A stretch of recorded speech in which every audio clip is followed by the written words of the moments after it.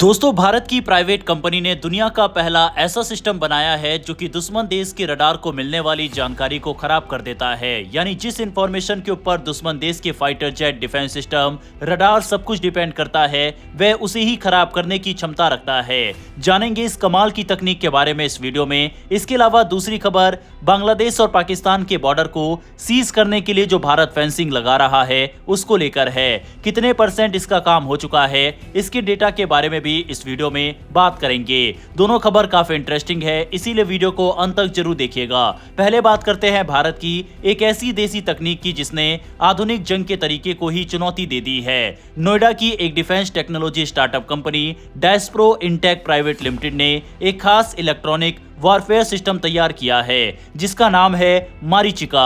इसे दुनिया का पहला पोर्टेबल सार इमेज डिसरप्टर बताया जा रहा है, यानी ऐसा सिस्टम जो दुश्मन के रडार से बनने वाली तस्वीरों को बेकार बना देता है। दरअसल आज की जंग सिर्फ जमीन, हवा या समुद्र पर नहीं लड़ी जाती, बल्कि अंतरिक्ष और इलेक्ट्रोमैग्नेटिक स्पेक्ट्रम में भी होती है। कई देश अपने सैटेलाइट और विमानों में सिंथेटिक अपर्चर रडार यानी सार का इस्तेमाल करते हैं। ये तकनीक बादल, अंधेरा या खराब मौसम होने के बावजूद जमीन की साफ सुथरी तस्वीर खींच सकती है। दुश्मन इसी के जरिए एयरबेस, मिसाइल साइट, सेना की मूवमेंट और अहम ठिकानों पर नजर रखता है। यहीं पर मारीचिका की एंट्री होती है। ये सिस्टम दुश्मन के सार रडार को ऐसा भ्रम देता है कि उसकी बनाई हुई तस्वीरें काम की ही नहीं रहती। आसान भाषा में कहें तो दुश्मन देख तो रहा होता है, लेकिन उसे जो दिखता है वो गलत या अधूरा होता है। इससे इसकी इंटेलिजेंस पूरी तरह फेल हो जाती है और हमारी संवेदनशील जगहें सुरक्षित रहती है। मारीचिका की सबसे बड़ी खासियत है इसका पोर्टेबल होना।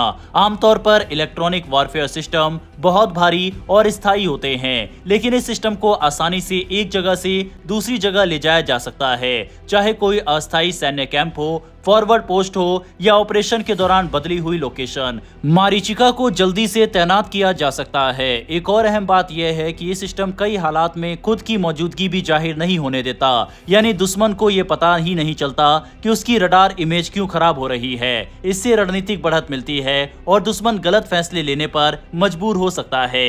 ये उपलब्धि भारत के आत्मनिर्भर भारत अभियान का भी शानदार उदाहरण है। आज जब दुनिया में सैटेलाइट और ड्रोन आधारित निगरानी तेजी से बढ़ रही है, ऐसे में मारीचिका जैसा देसी तकनीक भारत को मजबूत सुरक्षा कवच देती है। डैस्प्रो इनटेक का ये इनोवेशन दिखाता है कि भारत की प्राइवेट कंपनियां भी अब इलेक्ट्रॉनिक वॉरफेयर जैसे हाईटेक क्षेत्रों में दुनिया को टक्कर देने के लिए तैयार है। भारत की इस कमाल की तकनीक जो कि दुनिया में पहली बार किसी देश ने बनाया है, इसके लिए कमेंट बॉक्स में एक जय हिंद जरूर लिखिएगा। बढ़ते हमारी दूसरी खबर की तरफ। दरअसल केंद्र गृह मंत्रालय ने लोकसभा को बताया है कि भारत ने अपनी अंतर्राष्ट्रीय सीमाओं पर घुसपैठ रोकने और सुरक्षा मजबूत करने के लिए बड़े स्तर पर बॉर्डर फेंसिंग का काम पूरा कर लिया है। खासकर पाकिस्तान और बांग्लादेश से लगने वाली सीमाओं पर यह काम काफी हद तक पूरा हो चुका है। अगर भारत पाकिस्तान अंतर्राष्ट्रीय सीमा की बात करें तो इसकी कुल लंबाई लगभग 2289 किलोमीटर है। गृह मंत्रालय के अनुसार इसमें से 2135 किलोमीटर से ज्यादा हिस्से पर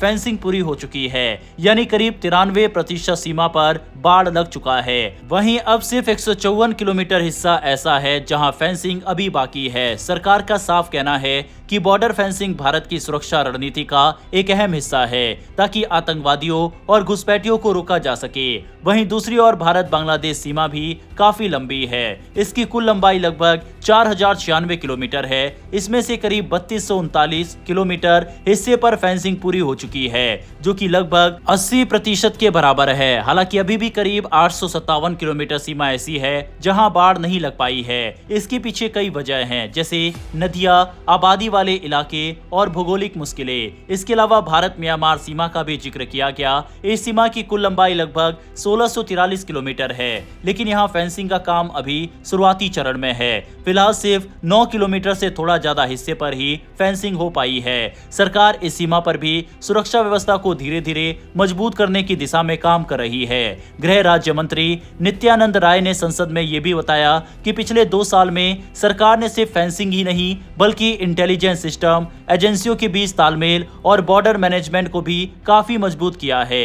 इसका नतीजा ये हुआ कि घुसपैठ की कोशिशों को पहले से बेहतर तरीके से पकड़ा जा रहा है और कई आतंकी नेटवर्क को समय रहते खत्म किया गया है।